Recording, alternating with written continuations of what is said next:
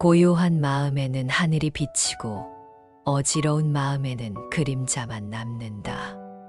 조선의 실학자 정약용이 유배지에서 남긴 이 한 구절.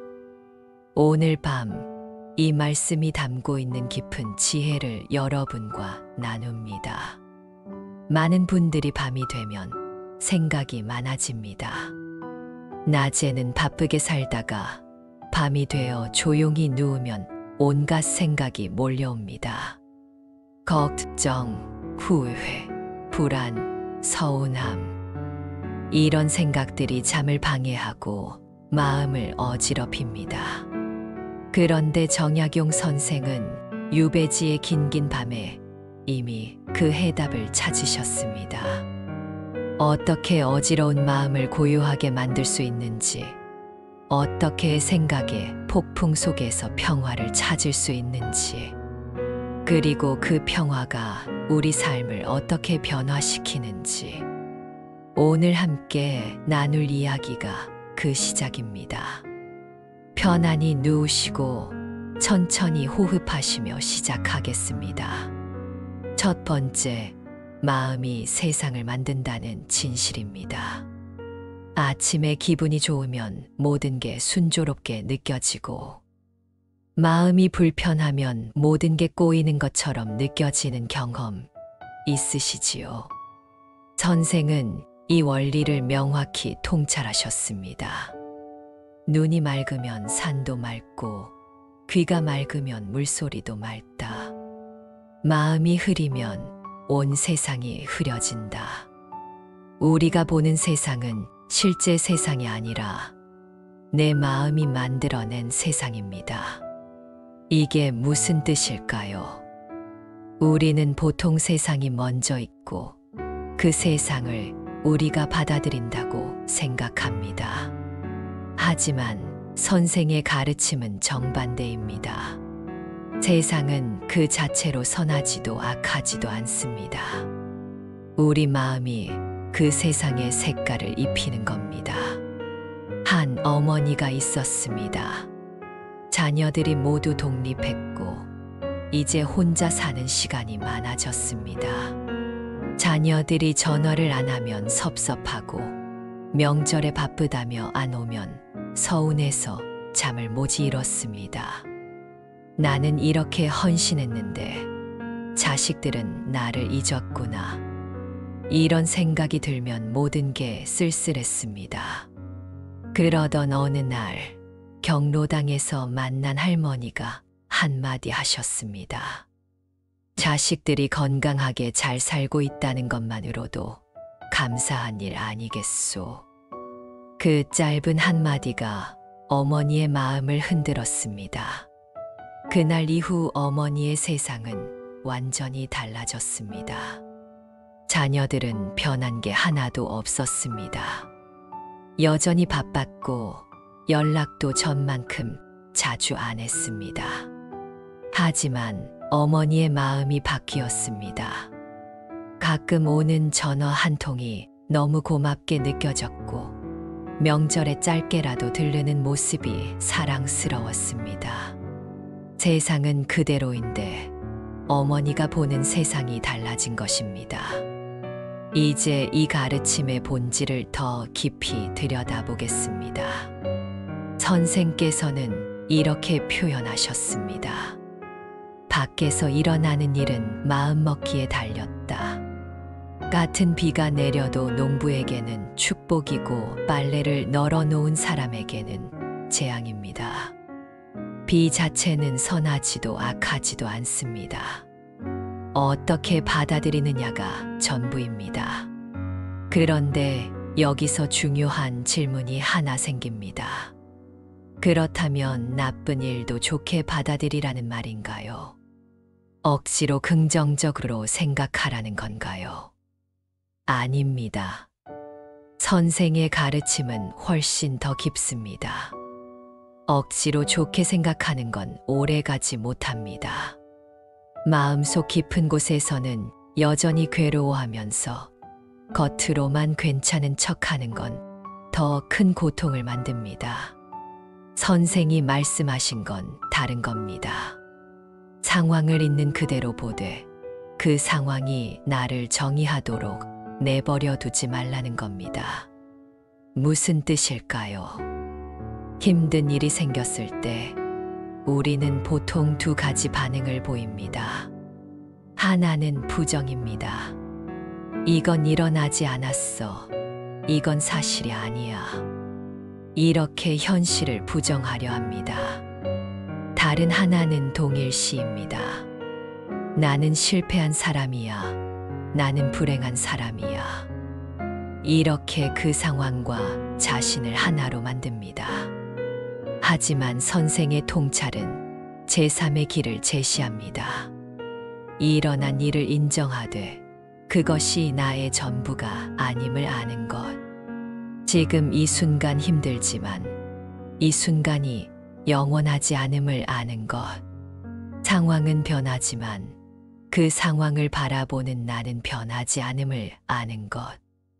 선생은 유배지에서 아들에게 편지를 쓰셨습니다. 마음이 밝으면 감옥도 서재가 되고 마음이 어두우면 궁궐도 감옥이 된다. 실제로 선생은 강진 유배지에서 방대한 저수를 남기셨습니다. 억울한 상황, 불편한 환경, 외로운 시간, 이 모든 게 학문 연구의 기회가 되었습니다. 똑같은 유배였지만 어떤 사람은 원망과 분노로 보냈고 선생은 귀중한 배움의 시간으로 만드셨습니다. 차이는 뭐였을까요? 바로 마음가짐이었습니다. 여기서 또 하나 중요한 깨달음이 있습니다. 마음을 바꾸는 건 상황을 회피하는 게 아닙니다. 오히려 상황을 더 명확히 보는 겁니다. 우리는 보통 힘든 상황을 피하려 합니다. 생각하지 않으려 하고 외면하려 합니다. 하지만 선생의 지혜는 다릅니다. 상황을 있는 그대로 바라보되 그 상황에 휘둘리지 말라는 겁니다. 이게 가능할까요? 가능합니다. 우리에게는 두 가지 보는 방식이 있습니다. 하나는 그림 속에 빠져서 보는 방식입니다. 영화를 볼 때 완전히 몰입하면 우리는 영화 속 인물이 됩니다. 주인공이 울면 함께 울고 기뻐하면 함께 기뻐합니다. 이게 첫 번째 보는 방식입니다. 다른 하나는 한 걸음 물러서서 보는 방식입니다. 아, 이건 영화구나. 이렇게 알아차리는 순간 우리는 더 이상 영화에 완전히 빠져 있지 않습니다. 여전히 영화를 보고 있지만 영화와 나 사이에 작은 공간이 생깁니다. 우리 삶도 마찬가지입니다. 힘든 상황에 완전히 빠져 있으면 그 상황이 나의 전부가 됩니다. 하지만 한 걸음 물러서서 바라보면 상황은 여전히 있지만 그것이 나의 전부가 아님을 알게 됩니다. 선생은 이렇게 표현하셨습니다. 물이 흐르는 걸 보되 물에 휩쓸리지 마라. 구름이 가는 걸 보되 구름을 붙잡지 마라. 그러면 마음은 맑은 하늘처럼 고요해진다. 이 가르침을 일상에 어떻게 적용할 수 있을까요? 간단합니다. 오늘 힘든 일이 있었다면 잠자리에 들기 전에 이렇게 말해 보십시오. 오늘 이런 일이 있었구나. 나는 지금 이런 감정을 느끼고 있구나. 이렇게 있는 그대로 인정하는 겁니다. 부정하지도 과장하지도 않고 그저 있는 그대로 보는 겁니다. 그러면 신기한 일이 일어납니다. 인정하는 순간 그 일이 조금 가벼워집니다. 왜일까요? 우리가 힘들어하는 이유의 절반은 상황 자체가 아니라 그 상황을 받아들이기 싫어서입니다. 이건 일어나선 안 됐어. 이건 불공평해. 왜 하필 나한테? 이런 저항이 고통을 2배로 만듭니다. 하지만 일어난 일을 인정하는 순간 저항이 멈춥니다. 그리고 저항이 멈추면 고통의 절반도 사라집니다. 여러분도 지금 힘든 상황일 수 있습니다. 건강이 예전 같지 않거나 경제적으로 어렵거나 인간관계에서 상처받았을 수 있습니다. 하지만 그 상황을 어떻게 받아들이느냐에 따라 삶은 완전히 달라질 수 있습니다. 지금 여러분을 힘들게 하는 게 뭐든 그걸 바라보는 시선을 조금만 바꿔보십시오. 세상을 바꾸는 것보다 내 마음을 바꾸는 게 훨씬 쉽고 빠릅니다. 그리고 놀랍게도 내 마음이 바뀌면 세상도 따라서 변합니다. 천천히 호흡해 보십시오.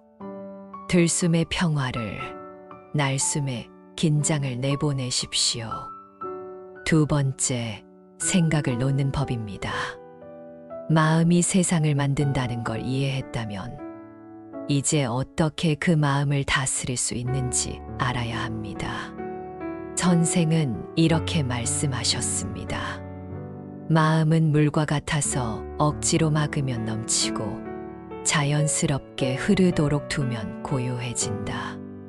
우리는 흔히 불안하고 걱정스러운 마음이 들면 그걸 억누르려고 애씁니다. 생각하지 말자, 생각하지 말자. 하지만 이상하게도 생각하지 않으려고 애쓸수록 그 생각은 더 강하게 떠오릅니다. 잠자리에 들었는데 자꾸 걱정이 떠올라서 생각하지 말자. 되뇌이다가 오히려 더 잠을 못 이루는 경험 있지 않으십니까? 선생은 이 심리를 간파하셨습니다. 생각을 억지로 멈추려 할 때 실제로는 그 생각에 더 강한 에너지를 주고 있는 겁니다. 생각하지 말아야지라고 다짐하는 그 순간에도 우리는 여전히 그 생각을 하고 있는 겁니다. 그렇다면 어떻게 해야 할까요? 선생의 해안은 완전히 다른 방법을 제시합니다. 생각을 막으려 하지 말고 그냥 그 생각이 오가는 걸 지켜보라는 겁니다. 생각은 구름과 같습니다. 하늘에 떠가는 구름을 우리가 억지로 없앨 수 없듯이 마음에 떠오르는 생각도 억지로 없앨 수 없습니다. 하지만 구름은 바람에 실려 저절로 흘러갑니다. 생각도 마찬가지입니다. 우리가 붙잡지만 않으면 생각은 저절로 흘러가고 사라집니다. 이 가르침을 더 깊이 살펴보겠습니다. 왜 우리는 생각을 붙잡을까요? 생각 자체가 문제가 아닙니다. 생각을 붙잡고 거기에 더 많은 생각을 보태는 게 문제입니다. 한 가지 걱정이 떠오르면 우리는 그 걱정에 대해 또 생각합니다. 이렇게 되면 어떡하지? 저렇게 되면 어떡하지? 그러면 사람들이 뭐라고 할까? 내가 뭘 잘못한 걸까?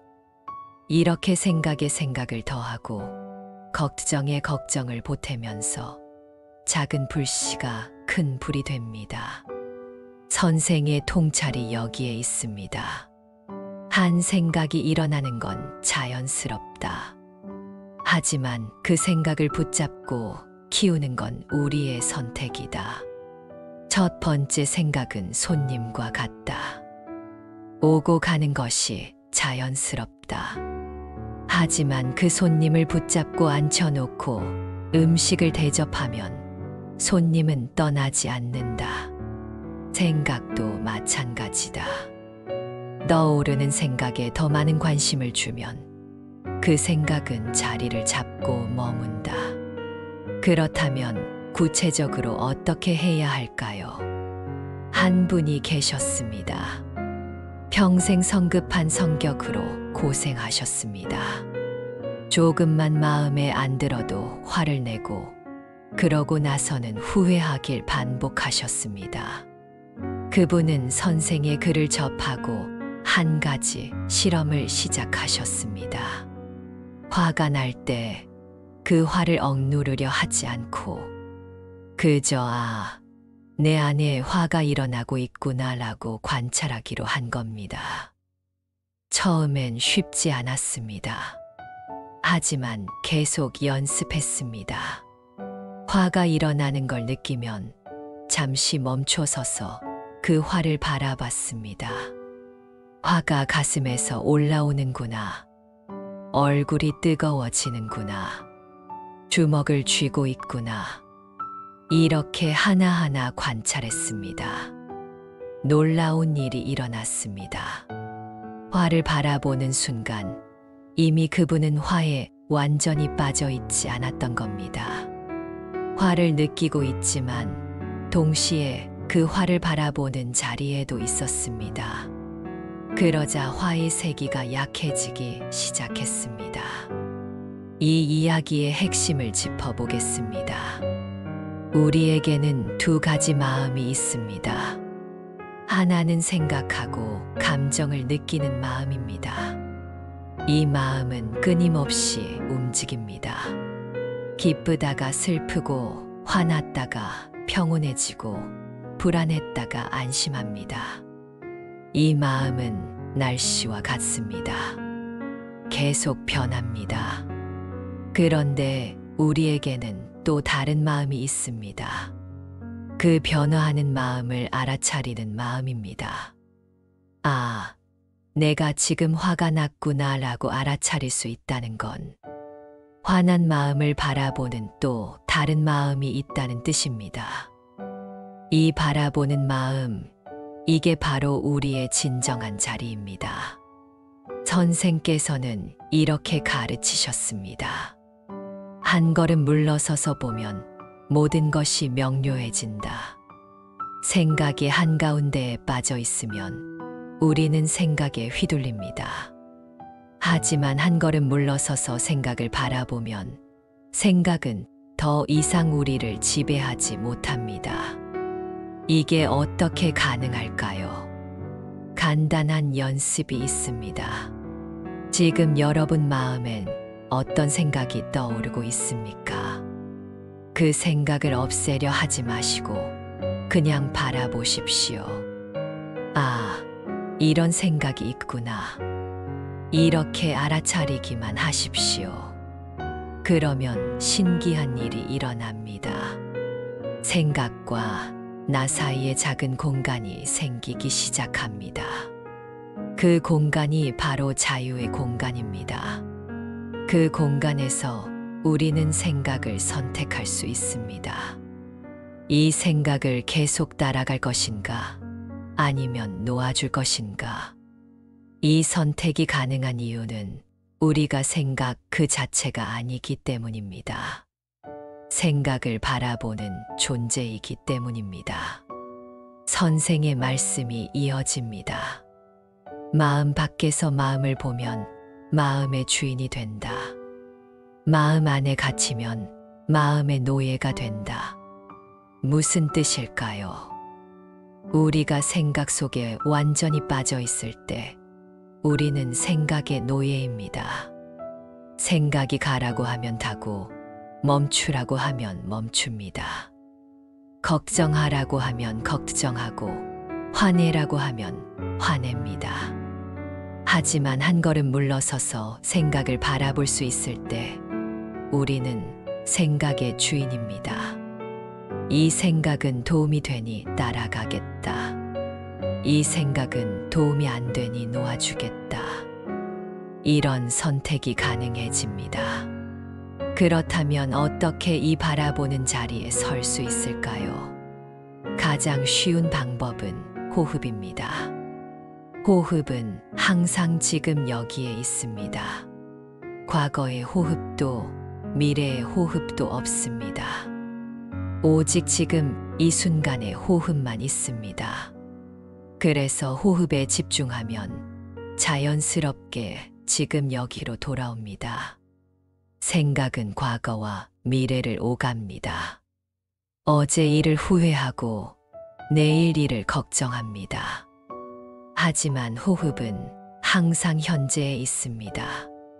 호흡을 따라가다 보면 생각은 어느새 저 멀리 물러나 있습니다. 천천히 호흡해 보십시오. 들숨. 공기가 코로 들어와 폐를 채웁니다. 날숨. 폐의 공기가 코로 나갑니다. 이 느낌에 온전히 집중해 보십시오. 다른 생각이 떠오르면 생각이 떠올랐구나 알아차리고 다시 호흡으로 돌아오십시오. 이게 전부입니다. 어렵지 않습니다. 다만 연습이 필요할 뿐입니다. 처음엔 금방 생각에 빠집니다. 하지만 괜찮습니다. 생각에 빠진 걸 알아차리는 그 순간 이미 여러분은 바라보는 자리로 돌아온 겁니다. 이 연습을 계속하다 보면 점점 더 쉬워집니다. 생각과 나 사이의 공간이 점점 더 넓어집니다. 그리고 그 공간 속에서 진정한 평화를 발견하게 됩니다. 혹시 여기까지 듣는 동안 마음이 편안해지셨나요? 조금이라도 도움이 되셨다면 좋아요 버튼을 눌러주세요. 그리고 댓글로 지금 느낌을 나눠주시면 감사하겠습니다.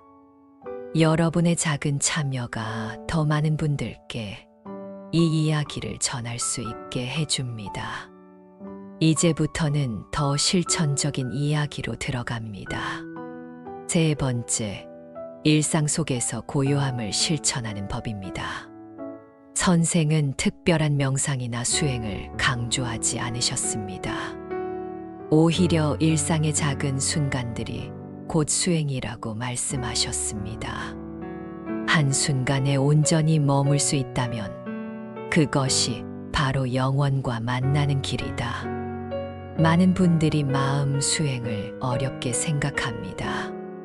특별한 장소에 가야 하고, 특별한 시간을 내야 하고, 특별한 자세를 취해야 한다고 생각합니다. 하지만 선생의 지혜는 다릅니다. 일상의 모든 순간이 수행의 기회입니다. 아침에 세수하는 순간, 물이 얼굴에 닿는 그 느낌에 온전히 집중해 보십시오. 차가운 물의 감촉, 물이 피부를 타고 흐르는 느낌, 물방울이 떨어지는 소리. 이 모든 걸 있는 그대로 느껴보십시오. 이게 바로 생각 놓기의 첫걸음입니다. 밥을 먹을 때도 마찬가지입니다. 밥 한 숟가락을 입에 넣고 그 맛을 온전히 느껴보십시오. 쌀의 고소한 맛, 반찬의 감칠맛, 음식을 씹는 느낌. 이렇게 먹는 것에만 집중할 때 다른 모든 생각은 자연스럽게 물러납니다. 그런데 여기서 중요한 질문이 생깁니다. 왜 이런 작은 것들에 집중하는 게 중요할까요? 그냥 밥 먹으면 되지. 왜 굳이 느끼며 먹어야 할까요? 선생의 대답은 명쾌합니다. 우리가 지금 이 순간에 머물지 못하는 이유는 끊임없이 과거와 미래를 오가기 때문입니다. 어제 일을 후회하고 내일 일을 걱정하면서 정작 지금 이 순간은 놓쳐버립니다. 하지만 삶은 오직 지금 이 순간에만 존재합니다. 과거는 이미 지나갔고 미래는 아직 오지 않았습니다. 우리가 살 수 있는 건 오직 지금뿐입니다. 그런데 우리는 지금을 살지 못하고 과거와 미래 속에서 삽니다. 그러니 실제로는 살지 못하고 생각만 하는 겁니다. 선생께서는 이렇게 표현하셨습니다. 과거를 생각하면 후회가 일어나고 미래를 생각하면 걱정이 일어난다. 하지만 지금 이 순간에 머물면 후회도 걱정도 없다. 왜냐하면 지금 이 순간은 그 자체로 완전하기 때문이다.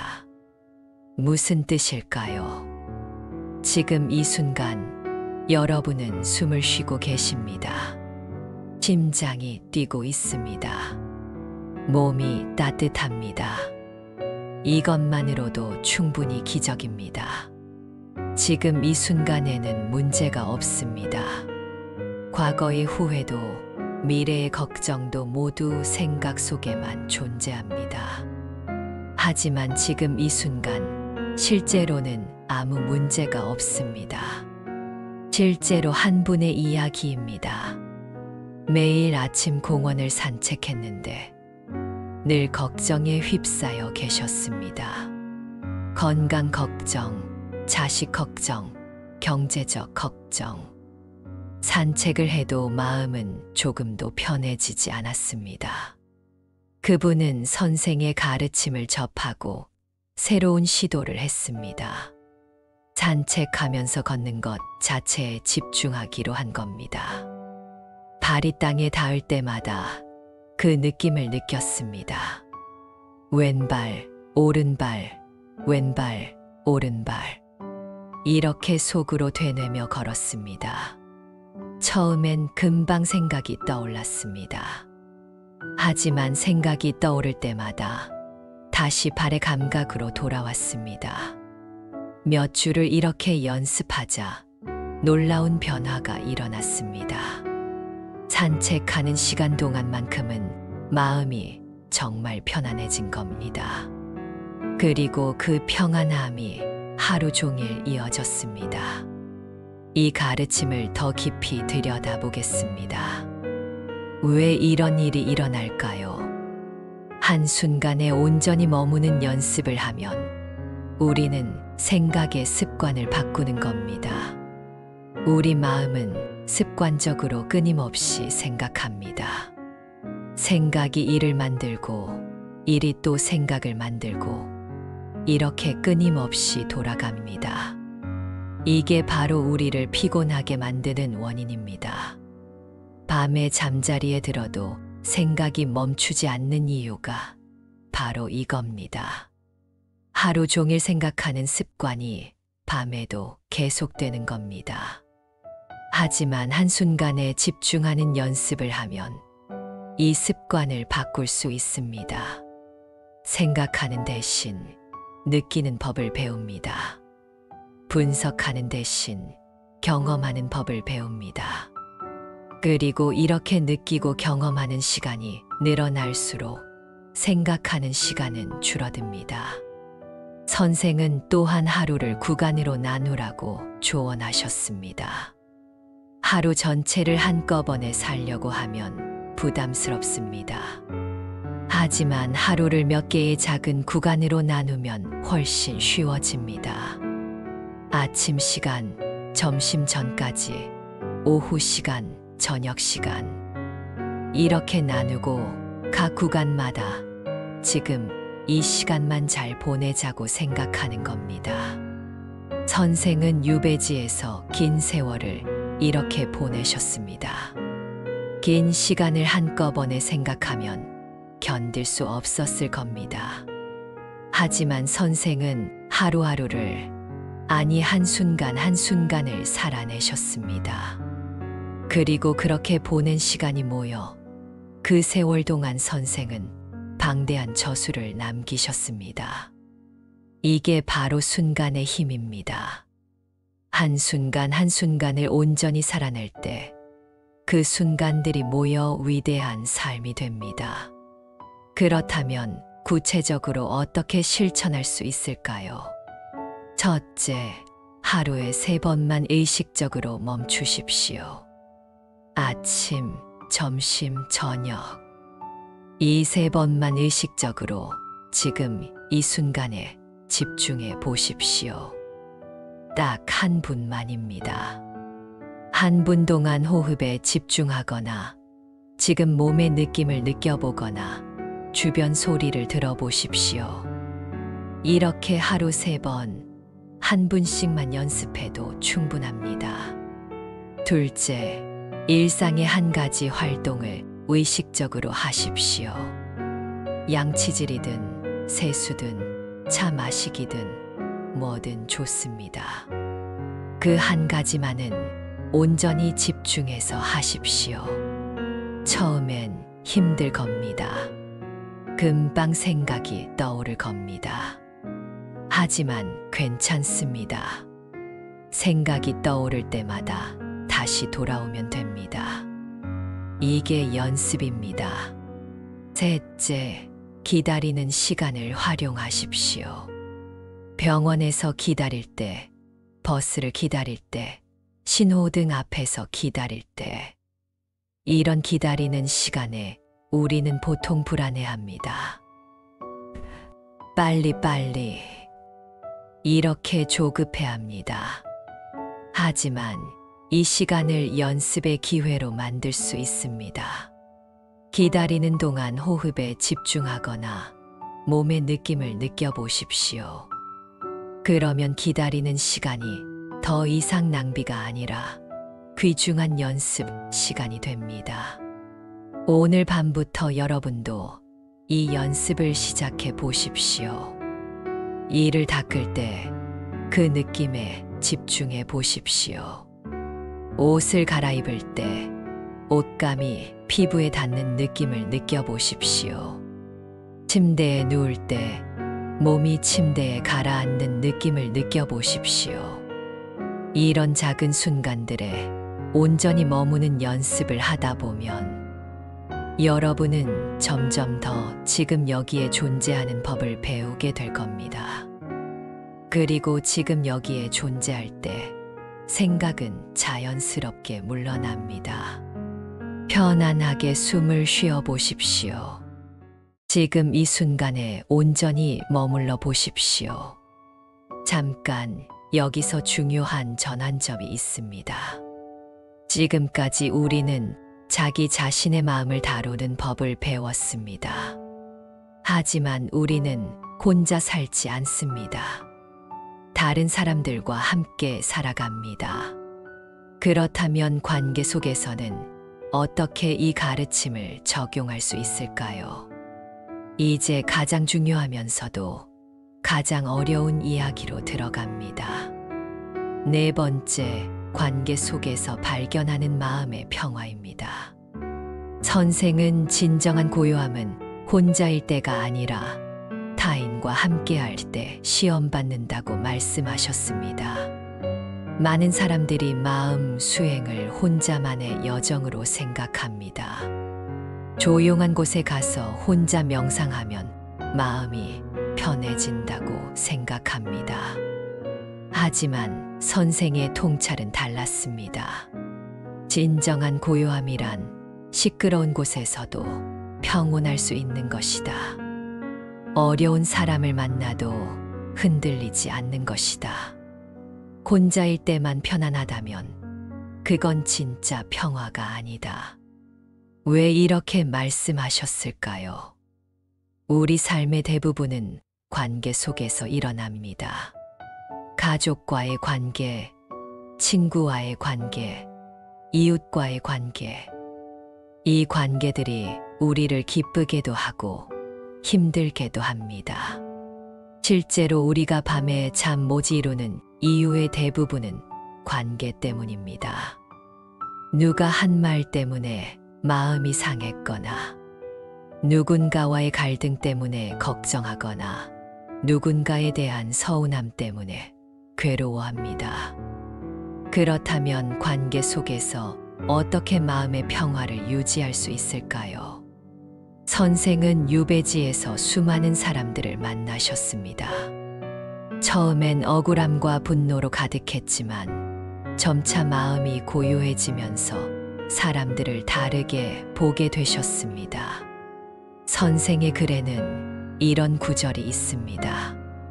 내 마음이 고요해지니 사람들이 달리 보이기 시작했다. 예전엔 나를 해친 원수로만 보였던 이들이 이제는 각자의 고통을 안고 살아가는 사람들로 보였다.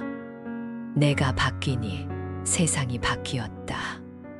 이게 무슨 뜻일까요? 우리는 다른 사람을 볼 때 그 사람 자체를 보는 게 아닙니다. 내 마음의 렌즈를 통해 그 사람을 봅니다.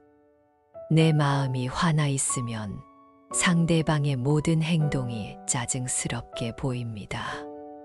내 마음이 평온하면 같은 행동도 이해할 수 있게 됩니다. 한 직장인이 있었습니다. 상사와의 갈등으로 매일 스트레스를 받았습니다. 상사는 까다롭고 무례했으며 부하 직원들을 존중하지 않는 것처럼 보였습니다. 매일 밤 상사에 대한 분노와 원망으로 잠을 못 이뤘습니다. 그러던 어느 날 우연히 상사의 이야기를 듣게 되었습니다. 상사에게는 중병을 앓고 있는 아이가 있었고 경제적으로도 어려운 상황이었습니다. 그 스트레스를 감당하느라 직장에서도 예민해진 거였습니다. 이 이야기를 듣는 순간 그분의 마음에 변화가 일어났습니다. 상사가 더 이상 악인으로 보이지 않았습니다. 자신과 마찬가지로 고통받는 한 사람으로 보이기 시작했습니다. 그날 이후 태도가 조금씩 바뀌었습니다. 상사에게 대들거나 피하는 대신 조용히 자기 일을 하고 가끔 배려를 보이기 시작했습니다. 놀랍게도 상사도 조금씩 달라졌습니다. 예전만큼 화를 내지 않았고 가끔은 고맙다는 말도 했습니다. 이 이야기의 핵심을 짚어보겠습니다. 내 마음이 고요해지면 상대방도 변합니다. 정확히 말하면 상대방이 바뀌는 게 아니라 내가 상대방을 보는 눈이 바뀌는 겁니다. 그리고 내가 상대방을 다르게 보면 내 행동도 달라집니다. 내 행동이 달라지면 상대방의 반응도 달라집니다. 이렇게 선순환이 시작됩니다. 선생께서는 이렇게도 쓰셨습니다. 물이 맑으면 그 속에 비치는 달도 맑고 물이 흐리면 달도 흔들린다. 달이 바뀐 게 아니라 물이 바뀐 것이다. 사람도 마찬가지다. 내 마음이 맑으면 사람들이 맑게 보이고 내 마음이 흐리면 사람들이 흐리게 보인다. 우리는 늘 상대방을 바꾸려 합니다. 남편을, 아내를, 자녀를, 동료를 바꾸려 했습니다. 저 사람이 이렇게만 해주면, 저 사람이 저렇게만 안 하면, 그러면 내가 편할 텐데. 이렇게 생각합니다. 하지만 바꿀 수 있는 건 오직 나 자신뿐입니다. 그런데 놀라운 건 내가 바뀌면 상대방도 자연스럽게 변한다는 겁니다. 왜일까요? 우리는 서로에게 거울입니다. 내가 화를 내면 상대방도 화를 냅니다. 내가 따뜻하면 상대방도 따뜻해집니다. 내가 이해하려 하면 상대방도 이해하려 합니다. 이게 관계의 법칙입니다. 그렇다면 구체적으로 어떻게 실천할 수 있을까요? 첫째, 상대방을 판단하기 전에 한 번만 멈추십시오. 누군가가 뭔가 짜증나는 일을 했을 때 즉시 반응하지 마십시오. 한 번만 숨을 깊이 쉬십시오. 그리고 생각해 보십시오. 저 사람도 나처럼 행복하고 싶어 하는 사람이구나. 저 사람도 나처럼 고통받고 싶지 않은 사람이구나. 저 사람도 나처럼 사랑받고 싶은 사람이구나. 이렇게 생각하면 마음이 조금 부드러워집니다. 둘째, 상대방의 행동과 상대방 자체를 분리하십시오. 누군가가 실수를 했을 때 우리는 보통 이렇게 생각합니다. 저 사람은 나쁜 사람이야. 저 사람은 이기적이야. 저 사람은 무례해. 하지만 선생의 지혜는 다릅니다. 저 사람이 한 행동은 잘못되었지만 저 사람 자체가 나쁜 건 아니다. 행동과 사람을 분리하십시오. 그러면 상대방을 미워하지 않으면서도 잘못된 행동에 대응할 수 있습니다. 셋째, 내 아내 같은 모습을 찾아보십시오. 상대방의 어떤 모습이 정말 싫을 때가 있습니다. 그럴 때 정직하게 자신을 들여다보십시오. 혹시 내 아내도 비슷한 모습이 있지 않은가? 정도의 차이는 있겠지만 같은 면이 조금은 있지 않은가? 이렇게 자신을 돌아보면 상대방을 이해하기가 쉬워집니다. 선생은 이렇게 말씀하셨습니다. 다른 사람의 잘못을 보면 먼저 내 아내 같은 잘못을 찾아보거라. 남을 판단하기 전에 나를 돌아보거라. 그러면 분노는 사라지고 이해가 자리 잡는다. 지금 이 순간 여러분과 힘든 관계에 있는 사람을 떠올려 보세요. 그 사람의 잘못을 떠올리기보다 그 사람도 나처럼 고통받는 한 사람임을 생각해 보세요. 그 사람도 누군가의 자녀이고 누군가의 부모이며 각자의 상처와 아픔을 안고 살아가는 사람입니다. 이렇게 생각하면 마음이 조금 부드러워지지 않습니까? 공감하시나요? 댓글로 여러분의 경험을 나눠주세요. 관계 속에서 마음의 평화를 찾은 경험이 있으시다면 그 이야기를 들려주세요. 여러분의 이야기가 다른 분들에게도 큰 위로가 됩니다. 다섯 번째, 자기 자신을 온전히 받아들이는 평화입니다. 선생은 진정한 고요함이란 결국 자기 자신을 온전히 받아들이는 것임을 깨우쳐 주셨습니다. 이게야말로 선생 가르침의 정수입니다. 선생은 유배지에서 보낸 긴 세월 동안 수없이 많은 내적 투쟁을 겪으셨습니다. 억울함, 분노, 좌절, 자책감. 하지만 시간이 흐르면서 선생은 놀라운 깨달음에 도달하셨습니다.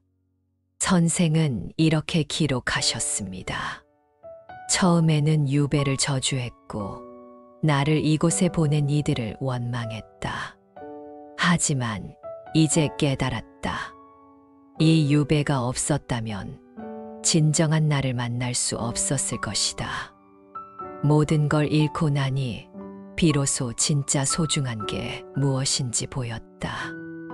선생은 유배를, 인생 최악의 비극을 결국 가장 큰 선물로 받아들이셨습니다. 이게 어떻게 가능했을까요?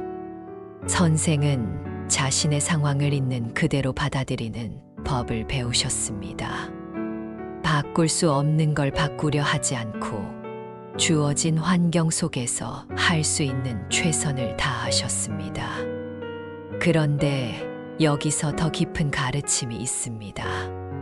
선생은 단순히 상황을 받아들인 게 아니라 자기 자신을 받아들이셨습니다. 실패한 자신을, 억울한 자신을, 분노하는 자신을, 좌절하는 자신을, 이 모든 자신을 있는 그대로 받아들이셨습니다. 그리고 그 수용 속에서 진정한 평화를 발견하셨습니다. 이게 무슨 뜻일까요? 우리는 보통 자신의 일부만 받아들입니다. 좋은 면은 받아들이지만 나쁜 면은 거부합니다. 성공한 나는 받아들이지만 실패한 나는 부끄러워합니다. 강한 나는 자랑스러워하지만 약한 나는 숨기려 합니다. 하지만 이렇게 자신을 반쪽만 받아들이면 진정한 평화는 올 수 없습니다. 항상 숨겨야 할 부분이 있고 부끄러워해야 할 면이 있기 때문입니다. 선생의 통찰은 다릅니다. 밝은 면도 어두운 면도, 강한 면도 약한 면도 모두가 나의 일부다.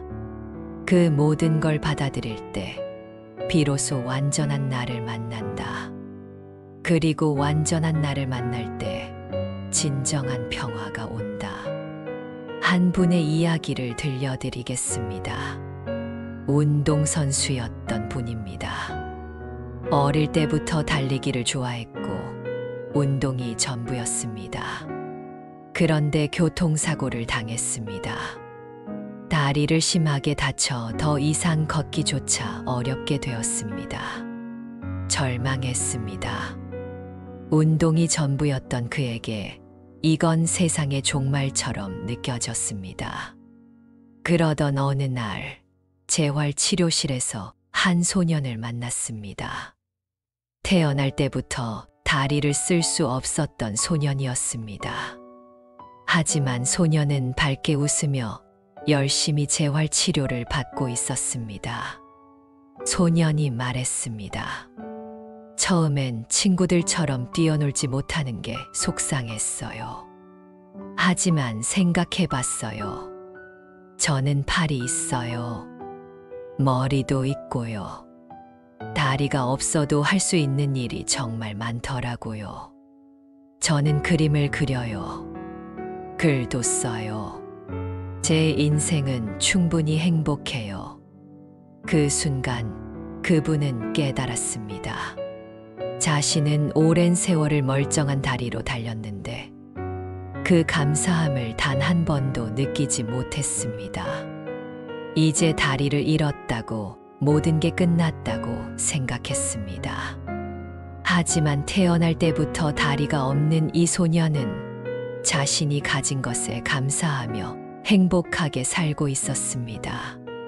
그날 이후 그분의 삶이 바뀌었습니다. 할 수 없는 것에 집중하는 대신 할 수 있는 걸 찾기 시작했습니다. 걷기는 어렵지만 손은 자유롭게 움직일 수 있었습니다. 선수 시절 달리면서 본 풍경들을 그리기 시작했습니다. 시간이 흘러 전문 화가가 되었습니다. 나중에 말했습니다. 사고는 내 다리를 앗아갔지만 대신 진짜 나를 찾게 해주었다고. 달리는 것만이 인생의 전부라고 믿었던 나를 더 깊고 더 넓은 나로 만들어 주었다고. 이 이야기의 핵심을 깊이 들여다보겠습니다. 자기 수용이란 무엇일까요? 많은 사람들이 자기 수용을 오해합니다. 결점을 그냥 받아들이고 개선하지 않는 게 자기 수용이라고 생각합니다. 하지만 그게 아닙니다. 자기 수용이란 지금 이 순간의 나를 인정하는 겁니다. 완벽하지 않은 나를, 부족한 나를, 실수하는 나를, 약한 나를, 이 모든 나를 있는 그대로 인정하는 겁니다. 인정한다고 해서 변화를 포기하는 게 아닙니다. 오히려 인정할 때 진정한 변화가 가능합니다. 왜일까요? 자신을 거부하면 변화의 에너지가 자기 혐오에서 나옵니다. 나는 이래서는 안 돼. 나는 이런 사람이 되면 안 돼. 이런 부정적인 에너지로는 오래 가지 못합니다. 하지만 자신을 받아들이면 변화의 에너지가 사랑에서 나옵니다. 지금의 나도 괜찮지만 더 나아지고 싶어. 나를 사랑하기 때문에 더 좋은 나를 만들고 싶어. 이런 긍정적인 에너지는 지속 가능합니다. 선생께서는 이렇게 쓰셨습니다. 나무는 바람을 피할 수 없다. 하지만 바람을 맞으며 더 단단해진다. 우리 인생의 시련도 그러하다. 피할 수 없다면 그것을 통해 성장하라. 선생은 또 이렇게도 말씀하셨습니다. 완벽해지려 애쓰지 마라. 완전해지려 노력하라. 완벽과 완전은 다르다. 완벽은 결점이 없는 것이고, 완전은 모든 면을 갖춘 것이다. 빛만 있고 그림자가 없으면 그건 완벽할지 몰라도 완전하지 않다. 빛도 있고 그림자도 있어야 그게 완전한 것이다. 우리도 마찬가지다. 강한 면도 있고 약한 면도 있고 밝은 면도 있고 어두운 면도 있다. 그 모든 면이 모여 완전한 나를 만든다. 이 가르침이 얼마나 해방적인지 아십니까? 우리는 평생 완벽해지려 애씁니다. 결점을 감추려 하고, 약점을 숨기려 하고, 실수를 부끄러워합니다. 하지만 선생은 말씀하십니다. 그럴 필요 없다고, 있는 그대로의 나로 충분하다고. 지금 이 순간 여러분이 받아들이기 어려운 게 있다면 천천히 그걸 바라보세요. 그게 여러분을 괴롭히는 건 사실입니다. 하지만 동시에 그게 여러분을 더 깊은 사람으로 만들고 있지는 않습니까? 고통 속에서 우리는 성장합니다. 상처 속에서 우리는 지혜를 얻습니다. 실패 속에서 우리는 진정한 강함을 배웁니다. 선생의 마지막 가르침은 이겁니다. 고요한 마음이란 아무 일도 일어나지 않는 평온함이 아니다. 모든 일을 있는 그대로 받아들이는 평화다. 기쁨도 슬픔도 성공도 실패도 만남도 이별도 모든 걸 담아낼 수 있는 넓은 마음. 그게 진정한 고요함이다. 바다를 생각해 보십시오. 바다 표면은 파도가 일고 거칠 때가 있습니다. 하지만 깊은 바다 속은 항상 고요합니다. 우리 마음도 그렇습니다. 표면에는 여러 감정과 생각이 일렁입니다. 하지만 그 깊은 곳에는 언제나 고요함이 있습니다. 그 고요함을 발견하는 것. 그게 자기 수용의 완성입니다. 이제 깊은 숨을 들이마시고 천천히 내쉬어 보세요. 여러분 자신을 있는 그대로 받아들여 보세요. 완벽하지 않아도 괜찮습니다. 부족해도 괜찮습니다. 지금의 여러분, 그 자체로 충분히 소중합니다. 혹시 이 이야기들이 마음에 와닿으셨나요? 구독 버튼을 눌러주시고 알림 설정까지 해주시면 다음 이야기도 함께 하실 수 있습니다. 여러분의 작은 참여가 더 많은 분들께 위로를 전하는 힘이 됩니다. 여러분, 오늘 밤 우리는 정약용 선생의 지혜를 통해 긴 여행을 함께 했습니다. 이제 오늘의 가르침을 정리해 보겠습니다. 첫째, 마음이 세상을 만든다는 진리를 배웠습니다. 외부 환경을 바꾸려 애쓰기보다 내 마음을 다스리는 게 진정한 변화의 시작입니다. 세상은 내 마음이 만들어낸 것이고 내 마음이 바뀌면 세상도 변합니다. 둘째, 생각과 싸우지 말고 바라보는 법을 배웠습니다. 한 걸음 물러서서 관찰하는 자리에 서는 것. 그게 진정한 자유의 시작입니다. 생각을 억누르는 게 아니라 생각이 흘러가도록 놓아주는 겁니다. 셋째, 일상의 모든 순간이 수행의 기회라는 걸 깨달았습니다. 한순간에 온전히 머무는 것, 그게 바로 생각 놓기의 실천입니다. 특별한 시간, 특별한 장소가 필요한 게 아닙니다. 지금 이 순간, 바로 여기가 수행의 자리입니다. 넷째, 관계 속에서의 마음 공부를 배웠습니다. 내 마음이 고요해지면 사람들이 다르게 보입니다. 상대방을 바꾸려 하지 말고 내가 먼저 변하십시오. 그러면 관계도 자연스럽게 변합니다. 다섯째, 자기 자신을 온전히 받아들이는 평화를 배웠습니다. 완벽해지려 애쓰지 말고 지금의 나를 그대로 받아들이세요. 그 수용 속에서 진정한 평화가 시작됩니다. 선생은 유배지의 외로움과 고통 속에서 이 진리를 발견하셨습니다. 그리고 그 진리는 지금 이 순간 여러분의 침대에서도 똑같이 유효합니다. 오늘 이 이야기가 여러분의 마음에 울림이 되었다면 좋아요 버튼을 눌러주시고 댓글로 여러분의 생각을 나눠주십시오. 어떤 가르침이 가장 마음에 와닿았나요? 어떤 이야기가 가슴을 울렸나요? 여러분의 이야기를 듣고 싶습니다. 함께 나누는 것만으로도 우리는 서로에게 위로가 됩니다. 다음 영상에서 또 만나 뵙겠습니다. 그때까지 오늘 배운 것들을 조금씩 실천해 보시기 바랍니다. 완벽하게 하려 애쓰지 마십시오. 그저 기억날 때마다, 할 수 있을 때마다 조금씩 해보시면 됩니다. 생각이 떠오르면, 생각이 떠올랐구나 알아차리고, 다시 지금 이 순간으로 돌아오십시오. 그것으로 충분합니다.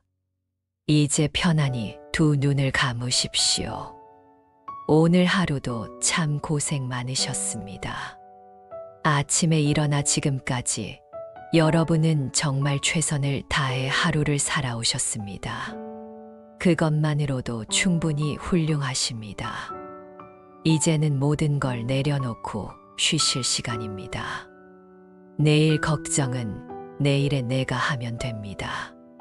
지나간 일에 대한 후회도 이제 놓아주십시오. 지금 이 순간 여러분은 따뜻한 침대에 누워 계십니다. 그것으로 충분합니다. 천천히 호흡을 느껴보십시오. 들숨. 공기가 코로 들어와 폐를 채웁니다. 날숨. 폐의 공기가 천천히 빠져나갑니다. 들숨. 날숨. 호흡과 함께 몸의 긴장이 풀어지는 걸 느껴보십시오. 이마의 긴장이 풀립니다. 눈꺼풀이 부드러워집니다. 턱의 힘이 빠집니다. 목과 어깨가 내려갑니다. 가슴이 편안해집니다. 배가 부드러워집니다. 팔이 무겁게 가라앉습니다. 다리가 무겁게 가라앉습니다. 온몸이 침대에 편안히 녹아듭니다. 생각이 떠오르면 그냥 떠오르도록 두십시오. 붙잡지도 말고 쫓아내지도 마십시오.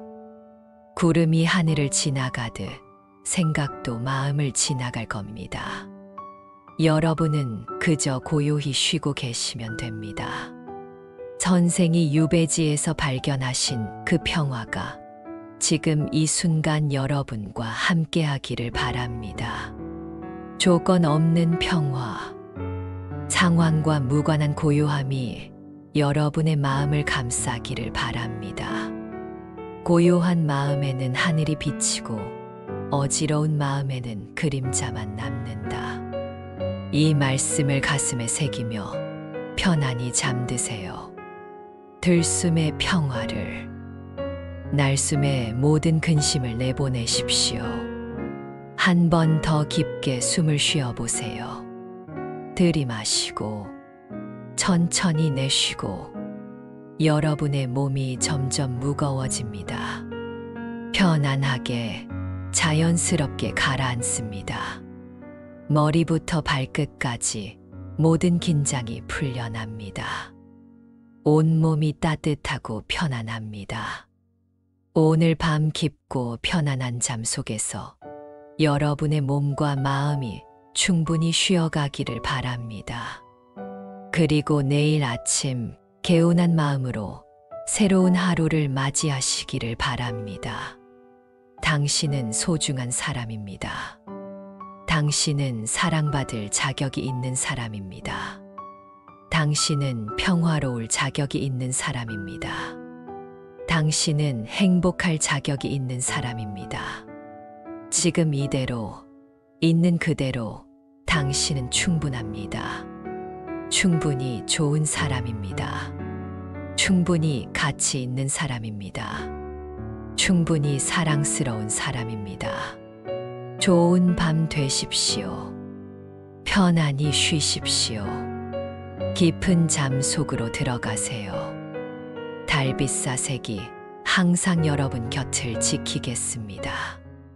고요한 마음에는 하늘이 비치고 어지러운 마음에는 그림자만 남는다. 조선의 실학자 정약용이 유배지에서 남긴 이 한 구절. 오늘 밤 이 말씀이 담고 있는 깊은 지혜를 여러분과 나눕니다. 많은 분들이 밤이 되면 생각이 많아집니다. 낮에는 바쁘게 살다가 밤이 되어 조용히 누우면 온갖 생각이 몰려옵니다. 걱정, 후회, 불안, 서운함, 이런 생각들이 잠을 방해하고 마음을 어지럽힙니다. 그런데 정약용 선생은 유배지의 긴긴 밤에 이미 그 해답을 찾으셨습니다. 어떻게 어지러운 마음을 고요하게 만들 수 있는지, 어떻게 생각의 폭풍 속에서 평화를 찾을 수 있는지, 그리고 그 평화가 우리 삶을 어떻게 변화시키는지 오늘 함께 나눌 이야기가 그 시작입니다. 편안히 누우시고 천천히 호흡하시며 시작하겠습니다. 첫 번째, 마음이 세상을 만든다는 진실입니다. 아침에 기분이 좋으면 모든 게 순조롭게 느껴지고, 마음이 불편하면 모든 게 꼬이는 것처럼 느껴지는 경험 있으시죠? 선생은 이 원리를 명확히 통찰하셨습니다. 눈이 맑으면 산도 맑고, 귀가 맑으면 물소리도 맑다. 마음이 흐리면 온 세상이 흐려진다. 우리가 보는 세상은 실제 세상이 아니라 내 마음이 만들어낸 세상입니다. 이게 무슨 뜻일까요? 우리는 보통 세상이 먼저 있고 그 세상을 우리가 받아들인다고 생각합니다. 하지만 선생의 가르침은 정반대입니다. 세상은 그 자체로 선하지도 악하지도 않습니다.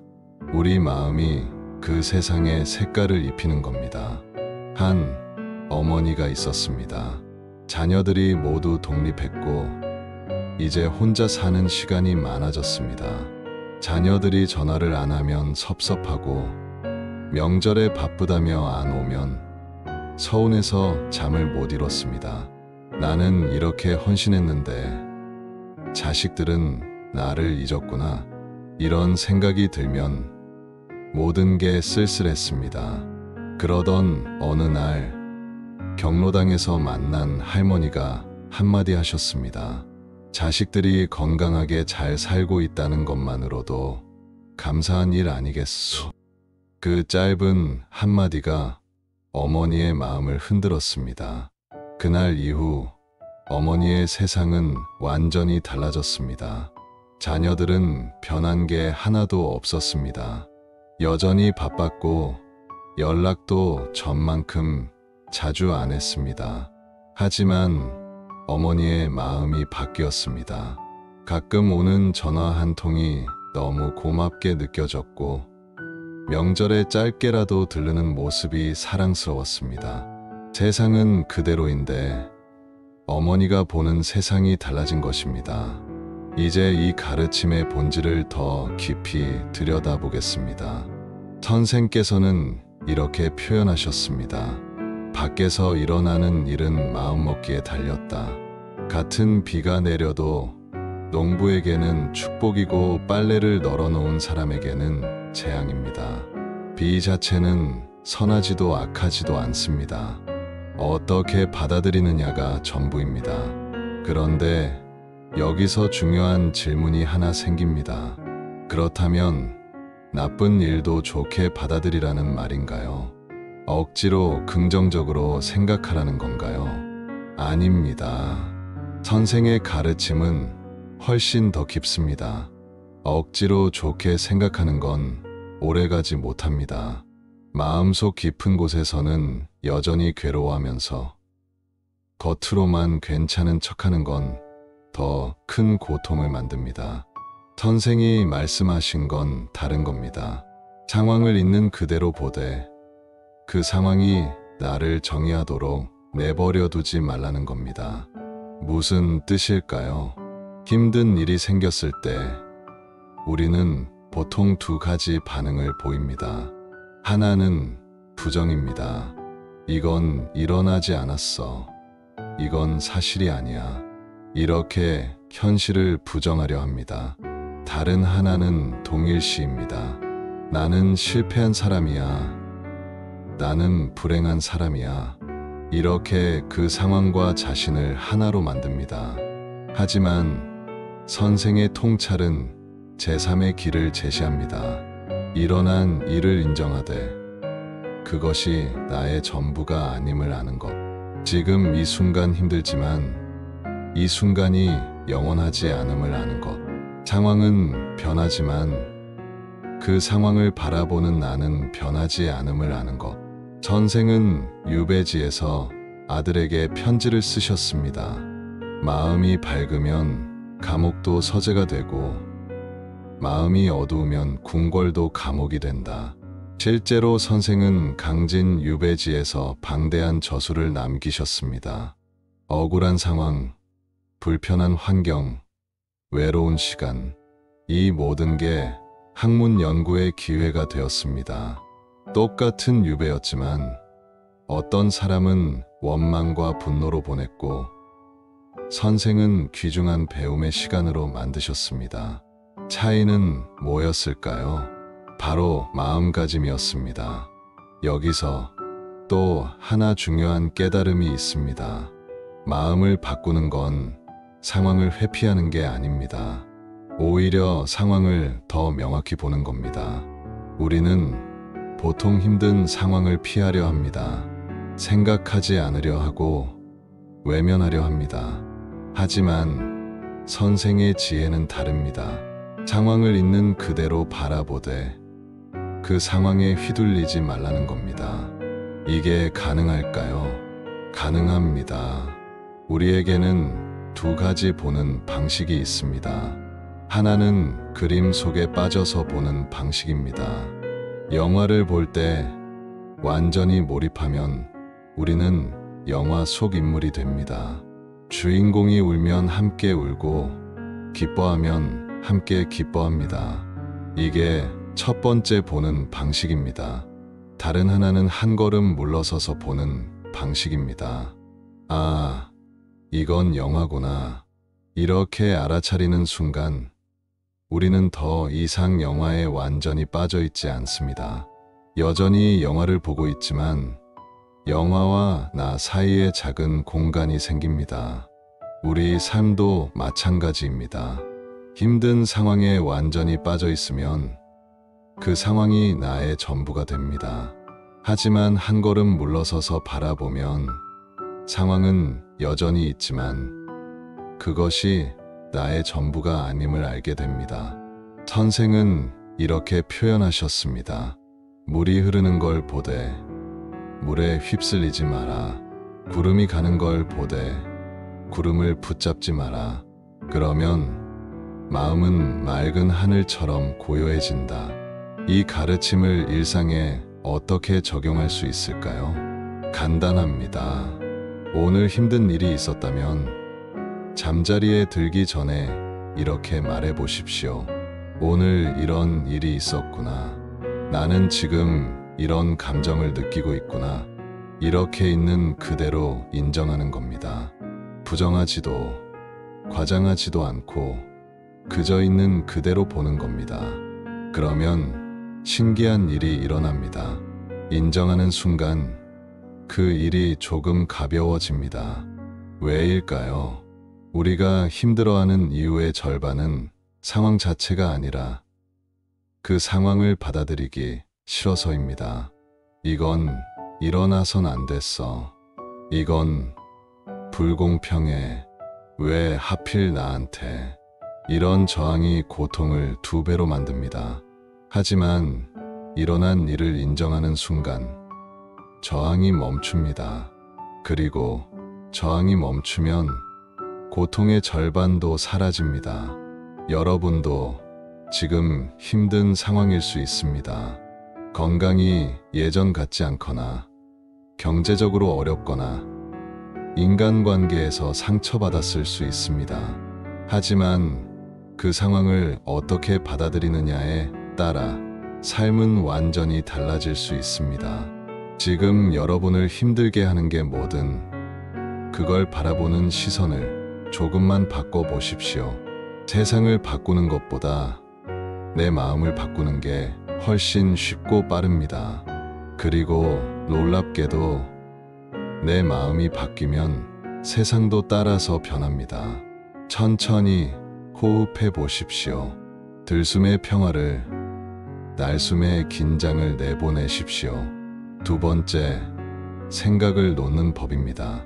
마음이 세상을 만든다는 걸 이해했다면 이제 어떻게 그 마음을 다스릴 수 있는지 알아야 합니다.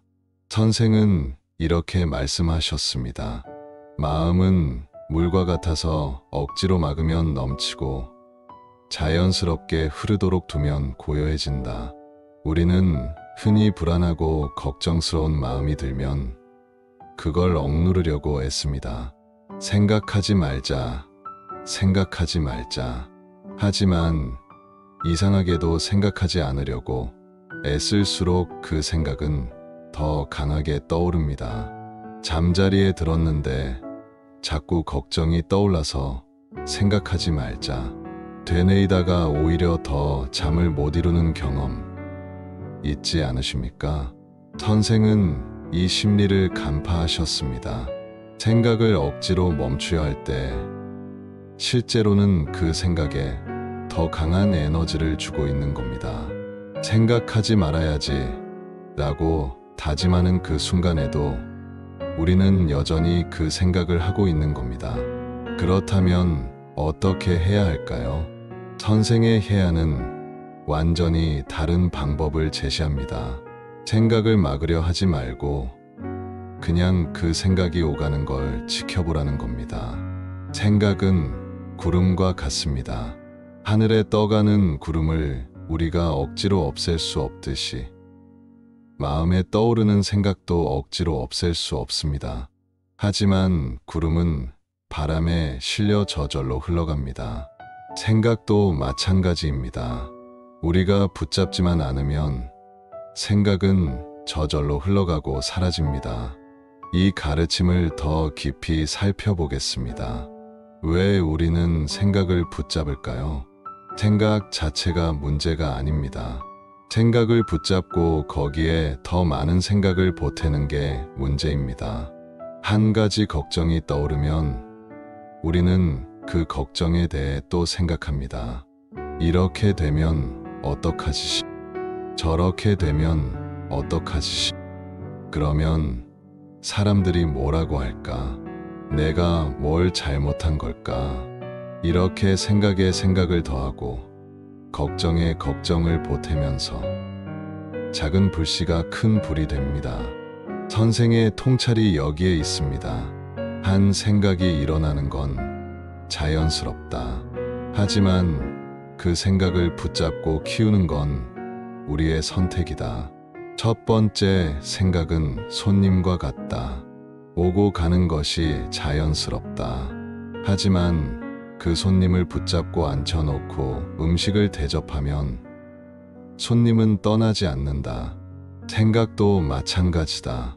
떠오르는 생각에 더 많은 관심을 주면 그 생각은 자리를 잡고 머문다. 그렇다면 구체적으로 어떻게 해야 할까요? 한 분이 계셨습니다. 평생 성급한 성격으로 고생하셨습니다.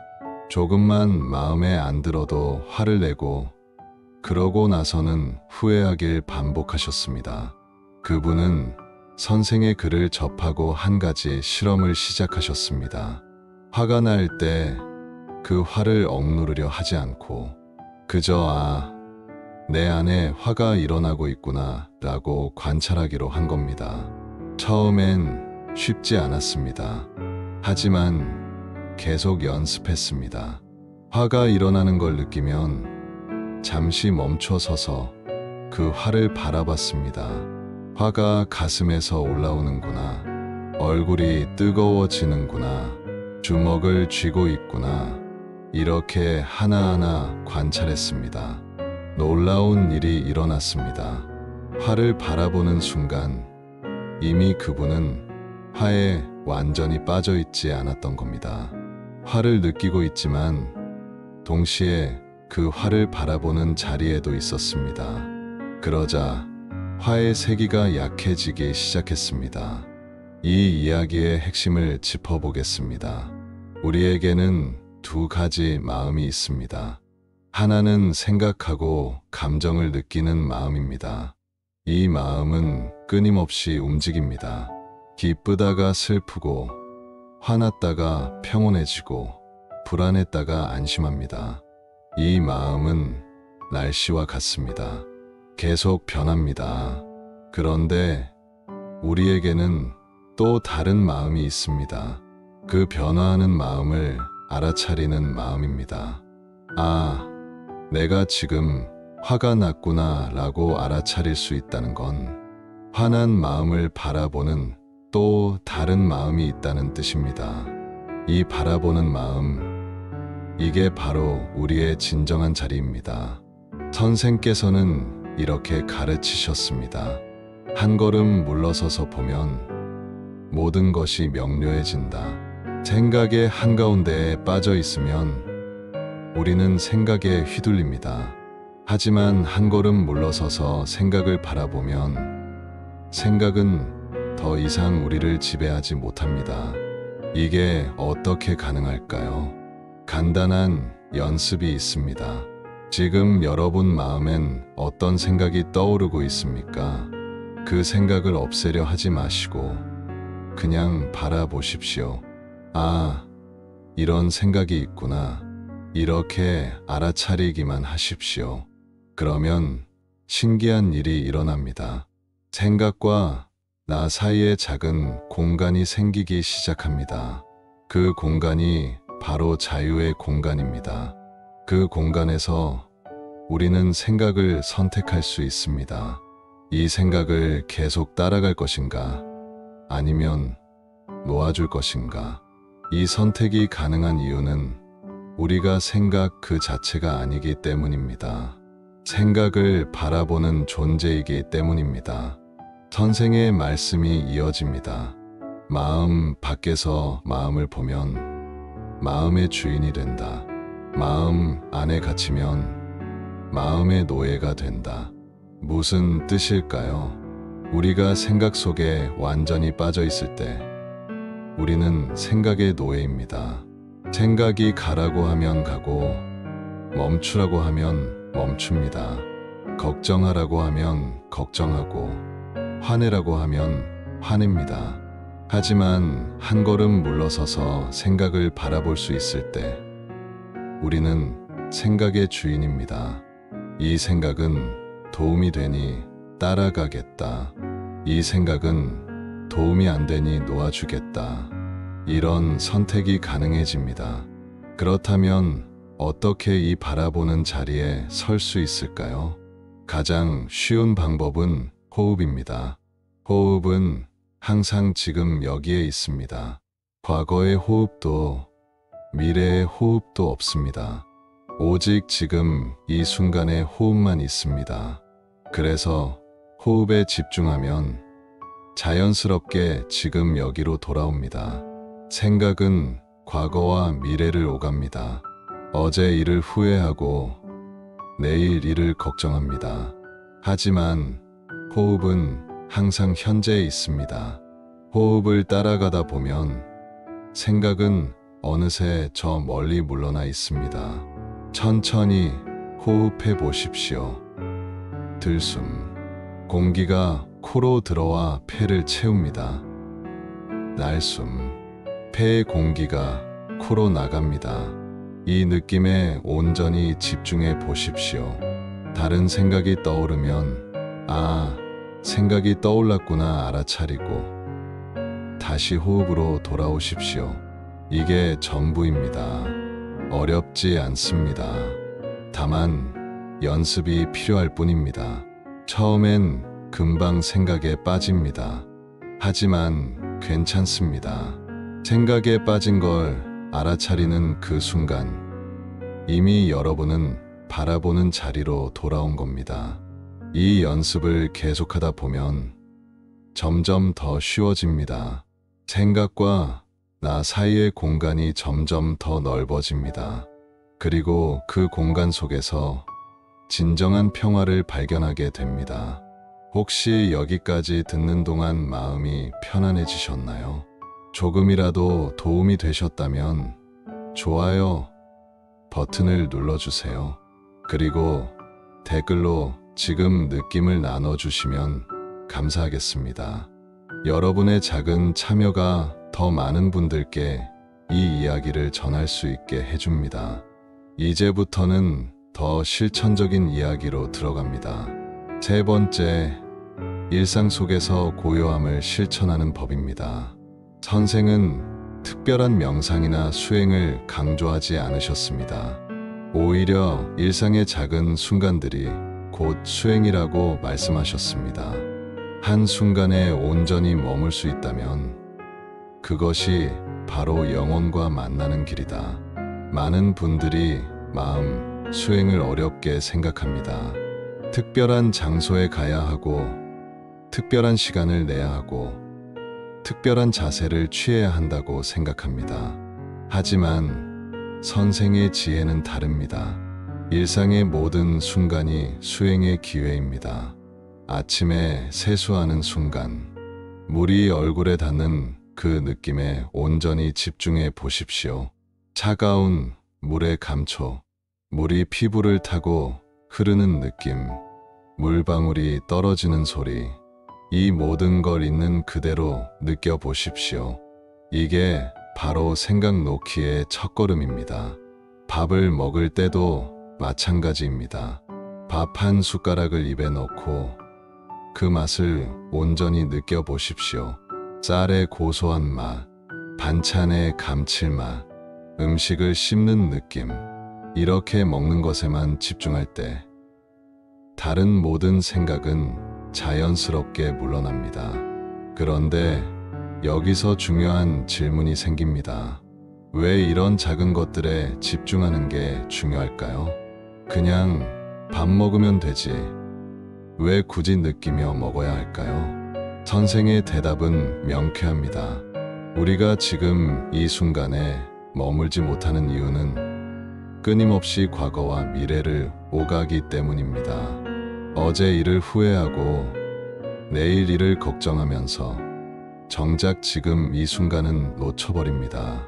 하지만 삶은 오직 지금 이 순간에만 존재합니다. 과거는 이미 지나갔고 미래는 아직 오지 않았습니다. 우리가 살 수 있는 건 오직 지금뿐입니다. 그런데 우리는 지금을 살지 못하고 과거와 미래 속에서 삽니다.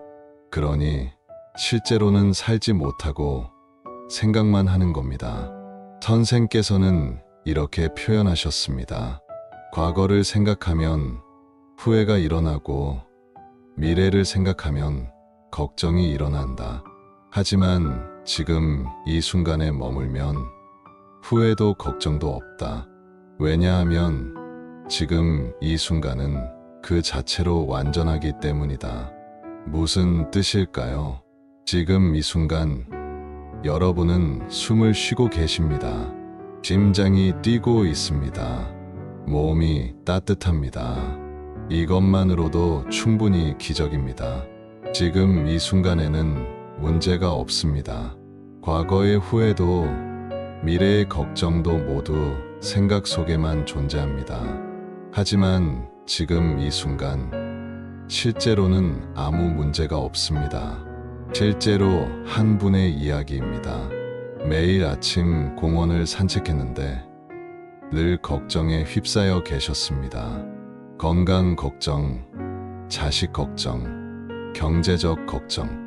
산책을 해도 마음은 조금도 편해지지 않았습니다.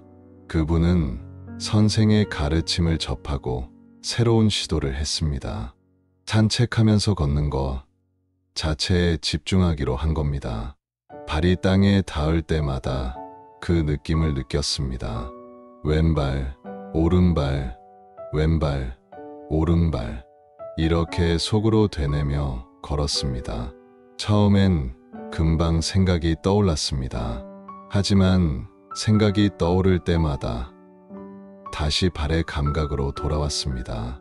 몇 주를 이렇게 연습하자 놀라운 변화가 일어났습니다. 산책하는 시간 동안만큼은 마음이 정말 편안해진 겁니다.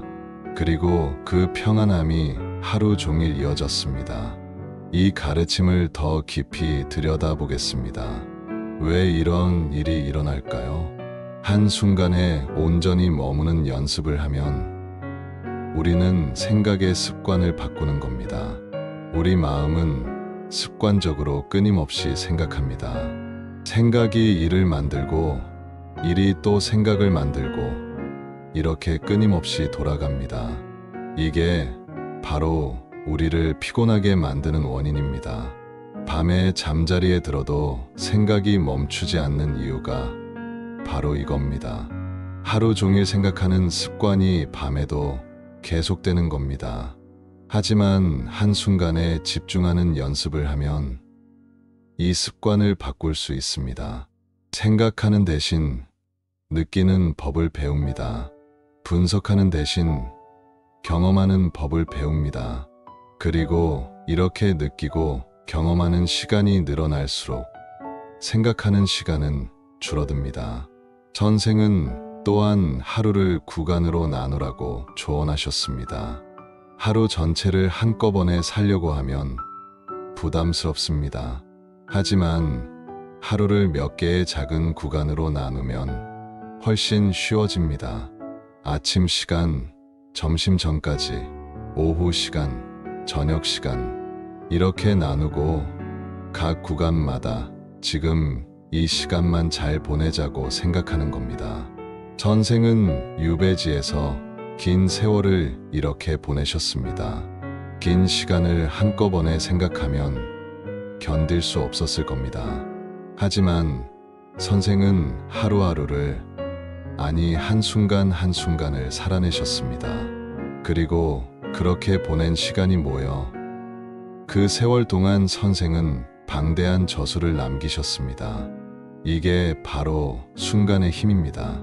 한순간 한순간을 온전히 살아낼 때 그 순간들이 모여 위대한 삶이 됩니다. 그렇다면 구체적으로 어떻게 실천할 수 있을까요? 첫째, 하루에 3번만 의식적으로 멈추십시오.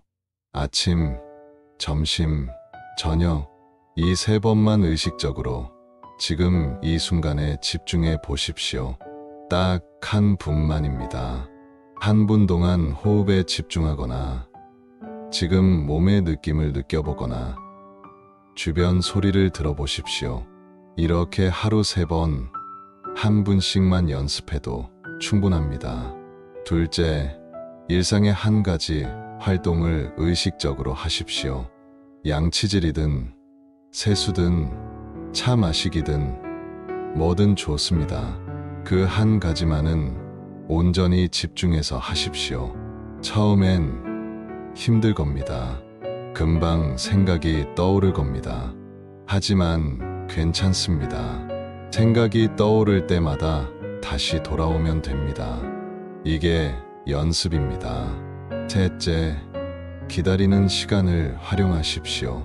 병원에서 기다릴 때, 버스를 기다릴 때, 신호등 앞에서 기다릴 때, 이런 기다리는 시간에 우리는 보통 불안해합니다. 빨리 이렇게 조급해합니다. 하지만 이 시간을 연습의 기회로 만들 수 있습니다.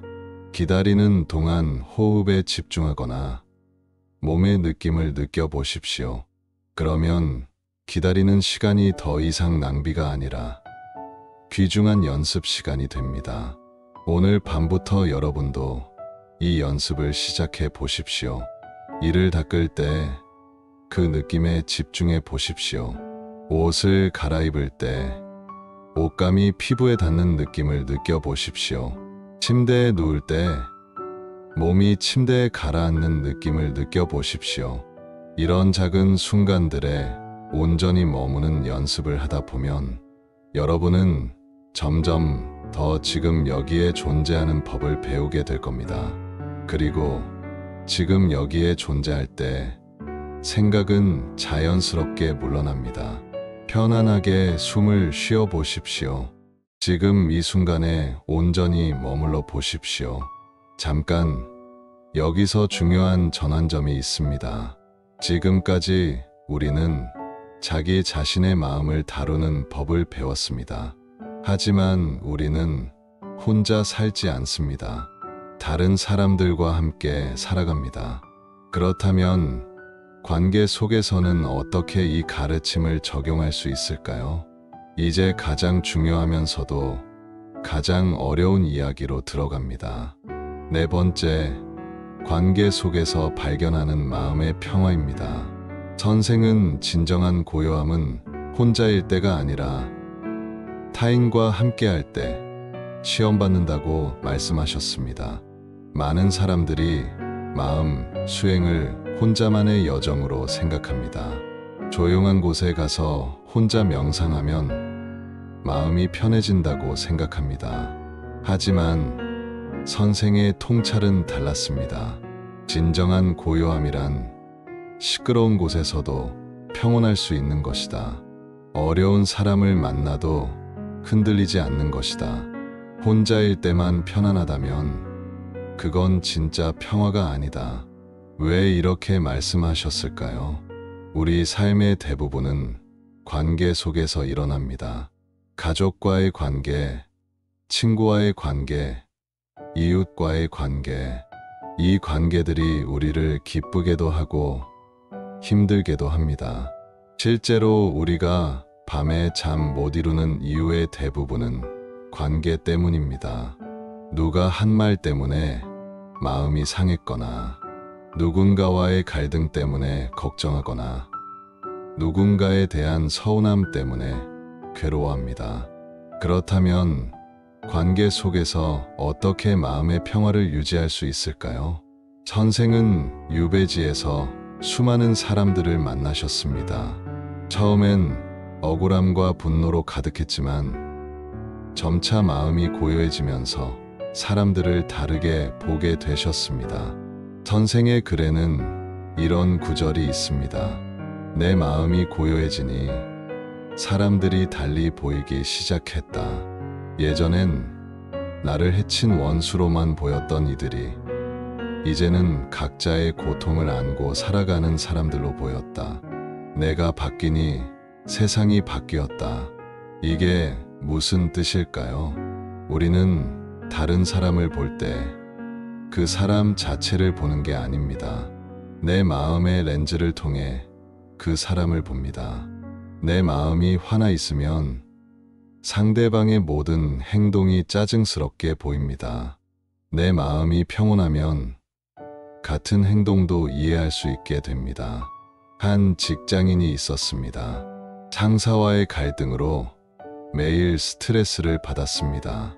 상사는 까다롭고 무례했으며 부하 직원들을 존중하지 않는 것처럼 보였습니다.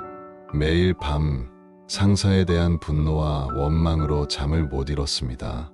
그러던 어느 날 우연히 상사의 이야기를 듣게 되었습니다. 상사에게는 중병을 앓고 있는 아이가 있었고 경제적으로도 어려운 상황이었습니다. 그 스트레스를 감당하느라 직장에서도 예민해진 거였습니다. 이 이야기를 듣는 순간 그분의 마음에 변화가 일어났습니다. 상사가 더 이상 악인으로 보이지 않았습니다. 자신과 마찬가지로 고통받는 한 사람으로 보이기 시작했습니다. 그날 이후 태도가 조금씩 바뀌었습니다. 상사에게 대들거나 피하는 대신 조용히 자기 일을 하고 가끔 배려를 보이기 시작했습니다. 놀랍게도 상사도 조금씩 달라졌습니다. 예전만큼 화를 내지 않았고 가끔은 고맙다는 말도 했습니다. 이 이야기의 핵심을 짚어보겠습니다. 내 마음이 고요해지면 상대방도 변합니다. 정확히 말하면 상대방이 바뀌는 게 아니라 내가 상대방을 보는 눈이 바뀌는 겁니다. 그리고 내가 상대방을 다르게 보면 내 행동도 달라집니다. 내 행동이 달라지면 상대방의 반응도 달라집니다. 이렇게 선순환이 시작됩니다. 선생께서는 이렇게도 쓰셨습니다. 물이 맑으면 그 속에 비치는 달도 맑고 물이 흐리면 달도 흔들린다. 달이 바뀐 게 아니라 물이 바뀐 것이다. 사람도 마찬가지다. 내 마음이 맑으면 사람들이 맑게 보이고 내 마음이 흐리면 사람들이 흐리게 보인다. 우리는 늘 상대방을 바꾸려 합니다. 남편을, 아내를, 자녀를, 동료를 바꾸려 애씁니다. 저 사람이 이렇게만 해주면, 저 사람이 저렇게만 안 하면, 그러면 내가 편할 텐데, 이렇게 생각합니다. 하지만 바꿀 수 있는 건 오직 나 자신뿐입니다. 그런데 놀라운 건 내가 바뀌면 상대방도 자연스럽게 변한다는 겁니다. 왜일까요? 우리는 서로에게 거울입니다. 내가 화를 내면 상대방도 화를 냅니다. 내가 따뜻하면 상대방도 따뜻해집니다. 내가 이해하려 하면 상대방도 이해하려 합니다. 이게 관계의 법칙입니다. 그렇다면 구체적으로 어떻게 실천할 수 있을까요? 첫째, 상대방을 판단하기 전에 한 번만 멈추십시오. 누군가가 뭔가 짜증나는 일을 했을 때 즉시 반응하지 마십시오. 한 번만 숨을 깊이 쉬십시오. 그리고 생각해 보십시오. 저 사람도 나처럼 행복하고 싶어 하는 사람이구나. 저 사람도 나처럼 고통받고 싶지 않은 사람이구나. 저 사람도 나처럼 사랑받고 싶은 사람이구나. 이렇게 생각하면 마음이 조금 부드러워집니다. 둘째, 상대방의 행동과 상대방 자체를 분리하십시오. 누군가가 실수를 했을 때 우리는 보통 이렇게 생각합니다. 저 사람은 나쁜 사람이야. 저 사람은 이기적이야. 저 사람은 무례해. 하지만 선생의 지혜는 다릅니다. 저 사람이 한 행동은 잘못되었지만 저 사람 자체가 나쁜 건 아니다. 행동과 사람을 분리하십시오. 그러면 상대방을 미워하지 않으면서도 잘못된 행동에 대응할 수 있습니다. 셋째, 내 아내 같은 모습을 찾아보십시오. 상대방의 어떤 모습이 정말 싫을 때가 있습니다. 그럴 때 정직하게 자신을 들여다보십시오. 혹시 내 안에도 비슷한 모습이 있지 않은가? 정도의 차이는 있겠지만 같은 면이 조금은 있지 않은가? 이렇게 자신을 돌아보면 상대방을 이해하기가 쉬워집니다. 선생은 이렇게 말씀하셨습니다. 다른 사람의 잘못을 보면 먼저 내 아내 같은 잘못을 찾아보거라. 남을 판단하기 전에 나를 돌아보거라. 그러면 분노는 사라지고 이해가 자리 잡는다. 지금 이 순간 여러분과 힘든 관계에 있는 사람을 떠올려 보세요. 그 사람의 잘못을 떠올리기보다 그 사람도 나처럼 고통받는 한 사람임을 생각해 보세요. 그 사람도 누군가의 자녀이고 누군가의 부모이며 각자의 상처와 아픔을 안고 살아가는 사람입니다. 이렇게 생각하면 마음이 조금 부드러워지지 않습니까? 공감하시나요? 댓글로 여러분의 경험을 나눠주세요. 관계 속에서 마음의 평화를 찾은 경험이 있으시다면 그 이야기를 들려주세요. 여러분의 이야기가 다른 분들에게도 큰 위로가 됩니다. 5번째, 자기 자신을 온전히 받아들이는 평화입니다. 선생은 진정한 고요함이란 결국 자기 자신을 온전히 받아들이는 것임을 깨우쳐 주셨습니다. 이게야말로 선생 가르침의 정수입니다. 선생은 유배지에서 보낸 긴 세월 동안 수없이 많은 내적 투쟁을 겪으셨습니다. 억울함, 분노, 좌절, 자책감. 하지만 시간이 흐르면서 선생은 놀라운 깨달음에 도달하셨습니다. 선생은 이렇게 기록하셨습니다. 처음에는 유배를 저주했고 나를 이곳에 보낸 이들을 원망했다. 하지만 이제 깨달았다. 이 유배가 없었다면 진정한 나를 만날 수 없었을 것이다. 모든 걸 잃고 나니 비로소 진짜 소중한 게 무엇인지 보였다. 선생은 유배를, 인생 최악의 비극을 결국 가장 큰 선물로 받아들이셨습니다.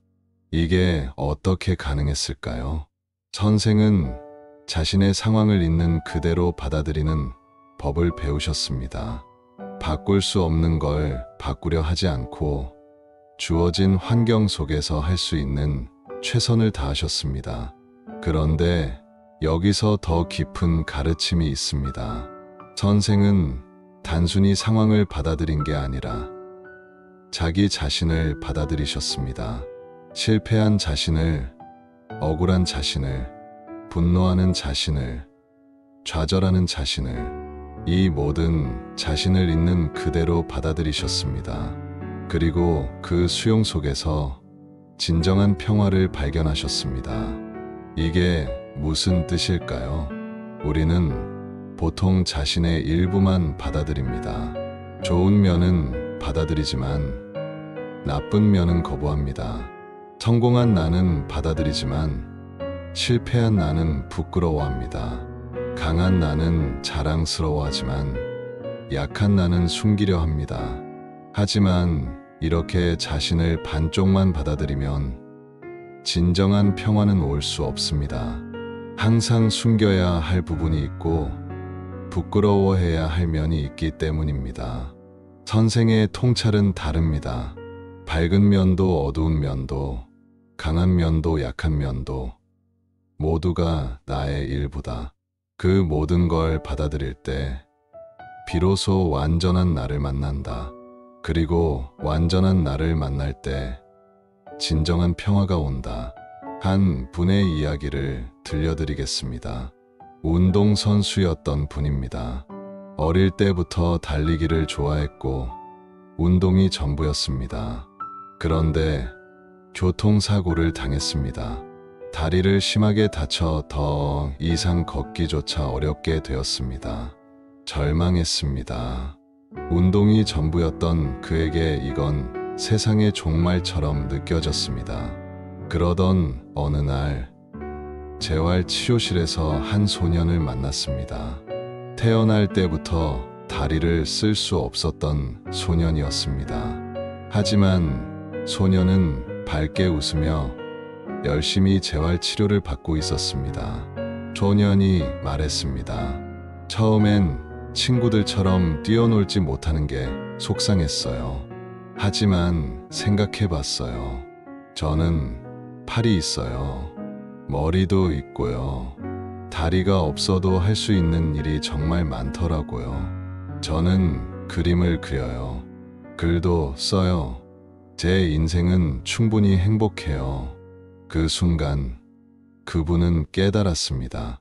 자신은 오랜 세월을 멀쩡한 다리로 달렸는데 그 감사함을 단 한 번도 느끼지 못했습니다. 이제 다리를 잃었다고 모든 게 끝났다고 생각했습니다. 하지만 태어날 때부터 다리가 없는 이 소녀는 자신이 가진 것에 감사하며 행복하게 살고 있었습니다. 그날 이후 그분의 삶이 바뀌었습니다. 할 수 없는 것에 집중하는 대신 할 수 있는 걸 찾기 시작했습니다. 걷기는 어렵지만 손은 자유롭게 움직일 수 있었습니다. 전수 시절 달리면서 본 풍경들을 그리기 시작했습니다. 시간이 흘러 전문 화가가 되었습니다. 나중에 말했습니다. 사고는 내 다리를 앗아갔지만 대신 진짜 나를 찾게 해주었다고. 달리는 것만이 인생의 전부라고 믿었던 나를 더 깊고 더 넓은 나로 만들어 주었다고. 이 이야기의 핵심을 깊이 들여다보겠습니다. 자기 수용이란 무엇일까요? 많은 사람들이 자기 수용을 오해합니다. 결점을 그냥 받아들이고 개선하지 않는 게 자기 수용이라고 생각합니다. 하지만 그게 아닙니다. 자기 수용이란 지금 이 순간의 나를 인정하는 겁니다. 완벽하지 않은 나를, 부족한 나를, 실수하는 나를, 약한 나를, 이 모든 나를 있는 그대로 인정하는 겁니다. 인정한다고 해서 변화를 포기하는 게 아닙니다. 오히려 인정할 때 진정한 변화가 가능합니다. 왜일까요? 자신을 거부하면 변화의 에너지가 자기 혐오에서 나옵니다. 나는 이래서는 안 돼. 나는 이런 사람이 되면 안 돼. 이런 부정적인 에너지로는 오래가지 못합니다. 하지만 자신을 받아들이면 변화의 에너지가 사랑에서 나옵니다. 지금의 나도 괜찮지만 더 나아지고 싶어. 나를 사랑하기 때문에 더 좋은 나를 만들고 싶어. 이런 긍정적인 에너지는 지속 가능합니다. 선생께서는 이렇게 쓰셨습니다. 나무는 바람을 피할 수 없다. 하지만 바람을 맞으며 더 단단해진다. 우리 인생의 시련도 그러하다. 피할 수 없다면 그것을 통해 성장하라. 선생은 또 이렇게도 말씀하셨습니다. 완벽해지려 애쓰지 마라. 완전해지려 노력하라. 완벽과 완전은 다르다. 완벽은 결점이 없는 것이고 완전은 모든 면을 갖춘 것이다. 빛만 있고 그림자가 없으면 그건 완벽할지 몰라도 완전하지 않다. 빛도 있고 그림자도 있어야 그게 완전한 것이다. 우리도 마찬가지다. 강한 면도 있고 약한 면도 있고 밝은 면도 있고 어두운 면도 있다. 그 모든 면이 모여 완전한 나를 만든다. 이 가르침이 얼마나 해방적인지 아십니까? 우리는 평생 완벽해지려 애씁니다. 결점을 감추려 하고 약점을 숨기려 하고 실수를 부끄러워합니다. 하지만 선생은 말씀하십니다. 그럴 필요 없다고. 있는 그대로의 나로 충분하다고. 지금 이 순간 여러분이 받아들이기 어려운 게 있다면 천천히 그걸 바라보세요. 그게 여러분을 괴롭히는 건 사실입니다. 하지만 동시에 그게 여러분을 더 깊은 사람으로 만들고 있지는 않습니까? 고통 속에서 우리는 성장합니다. 상처 속에서 우리는 지혜를 얻습니다. 실패 속에서 우리는 진정한 강함을 배웁니다. 선생의 마지막 가르침은 이겁니다. 고요한 마음이란 아무 일도 일어나지 않는 평온함이 아니다. 모든 일을 있는 그대로 받아들이는 평화다. 기쁨도 슬픔도 성공도 실패도 만남도 이별도 모든 걸 담아낼 수 있는 넓은 마음. 그게 진정한 고요함이다. 바다를 생각해 보십시오. 바다 표면은 파도가 일고 거칠 때가 있습니다. 하지만 깊은 바다 속은 항상 고요합니다. 우리 마음도 그렇습니다. 표면에는 여러 감정과 생각이 일렁입니다. 하지만 그 깊은 곳에는 언제나 고요함이 있습니다. 그 고요함을 발견하는 것, 그게 자기 수용의 완성입니다. 이제 깊은 숨을 들이마시고 천천히 내쉬어 보세요. 여러분 자신을 있는 그대로 받아들여 보세요. 완벽하지 않아도 괜찮습니다. 부족해도 괜찮습니다. 지금의 여러분, 그 자체로 충분히 소중합니다. 혹시 이 이야기들이 마음에 와닿으셨나요? 구독 버튼을 눌러주시고 알림 설정까지 해주시면 다음 이야기도 함께 하실 수 있습니다. 여러분의 작은 참여가 더 많은 분들께 위로를 전하는 힘이 됩니다. 여러분, 오늘 밤 우리는 정약용 선생의 지혜를 통해 긴 여행을 함께 했습니다. 이제 오늘의 가르침을 정리해 보겠습니다.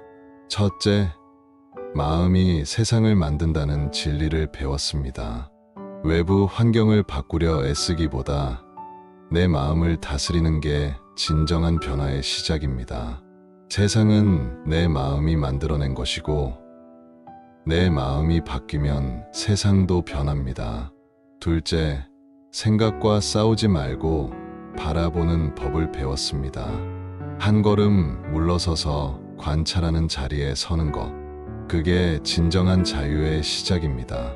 생각을 억누르는 게 아니라 생각이 흘러가도록 놓아주는 겁니다. 셋째, 일상의 모든 순간이 수행의 기회라는 걸 깨달았습니다. 한 순간에 온전히 머무는 것, 그게 바로 생각 놓기의 실천입니다. 특별한 시간, 특별한 장소가 필요한 게 아닙니다. 지금 이 순간, 바로 여기가 수행의 자리입니다. 넷째, 관계 속에서의 마음 공부를 배웠습니다. 내 마음이 고요해지면 사람들이 다르게 보입니다. 상대방을 바꾸려 하지 말고 내가 먼저 변하십시오. 그러면 관계도 자연스럽게 변합니다. 다섯째, 자기 자신을 온전히 받아들이는 평화를 배웠습니다. 완벽해지려 애쓰지 말고 지금의 나를 그대로 받아들이세요. 그 수용 속에서 진정한 평화가 시작됩니다. 선생은 유배지의 외로움과 고통 속에서 이 진리를 발견하셨습니다. 그리고 그 진리는 지금 이 순간 여러분의 침대에서도 똑같이 유효합니다. 오늘 이 이야기가 여러분의 마음에 울림이 되었다면 좋아요 버튼을 눌러주시고 댓글로 여러분의 생각을 나눠주십시오. 어떤 가르침이 가장 마음에 와닿았나요? 어떤 이야기가 가슴을 울렸나요? 여러분의 이야기를 듣고 싶습니다. 함께 나누는 것만으로도 우리는 서로에게 위로가 됩니다. 다음 영상에서 또 만나 뵙겠습니다. 그때까지 오늘 배운 것들을 조금씩 실천해 보시기 바랍니다. 완벽하게 하려 애쓰지 마십시오. 그저 기억날 때마다, 할 수 있을 때마다 조금씩 해보시면 됩니다.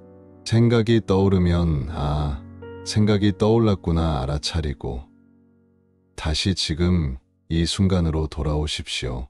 그것으로 충분합니다. 이제 편안히 두 눈을 감으십시오. 오늘 하루도 참 고생 많으셨습니다. 아침에 일어나 지금까지 여러분은 정말 최선을 다해 하루를 살아오셨습니다. 그것만으로도 충분히 훌륭하십니다. 이제는 모든 걸 내려놓고 쉬실 시간입니다. 내일 걱정은 내일에 내가 하면 됩니다. 지나간 일에 대한 후회도 이제 놓아주십시오. 지금 이 순간 여러분은 따뜻한 침대에 누워 계십니다. 그것으로 충분합니다. 천천히 호흡을 느껴보십시오. 들숨. 공기가 코로 들어와 폐를 채웁니다. 날숨. 폐의 공기가 천천히 빠져나갑니다. 들숨. 날숨. 호흡과 함께 몸의 긴장이 풀어지는 걸 느껴보십시오. 이마의 긴장이 풀립니다. 눈꺼풀이 부드러워집니다. 턱에 힘이 빠집니다. 목과 어깨가 내려갑니다. 가슴이 편안해집니다. 배가 부드러워집니다. 팔이 무겁게 가라앉습니다. 다리가 무겁게 가라앉습니다. 온몸이 침대에 편안히 녹아듭니다. 생각이 떠오르면 그냥 떠오르도록 두십시오. 붙잡지도 말고 쫓아내지도 마십시오. 구름이 하늘을 지나가듯 생각도 마음을 지나갈 겁니다. 여러분은 그저 고요히 쉬고 계시면 됩니다. 선생이 유배지에서 발견하신 그 평화가 지금 이 순간 여러분과 함께하기를 바랍니다. 조건 없는 평화, 상황과 무관한 고요함이 여러분의 마음을 감싸기를 바랍니다. 고요한 마음에는 하늘이 비치고 어지러운 마음에는 그림자만 남는다. 이 말씀을 가슴에 새기며 편안히 잠드세요. 들숨의 평화를, 날숨의 모든 근심을 내보내십시오. 한 번 더 깊게 숨을 쉬어보세요. 들이마시고 천천히 내쉬고 여러분의 몸이 점점 무거워집니다. 편안하게 자연스럽게 가라앉습니다. 머리부터 발끝까지 모든 긴장이 풀려납니다. 온몸이 따뜻하고 편안합니다.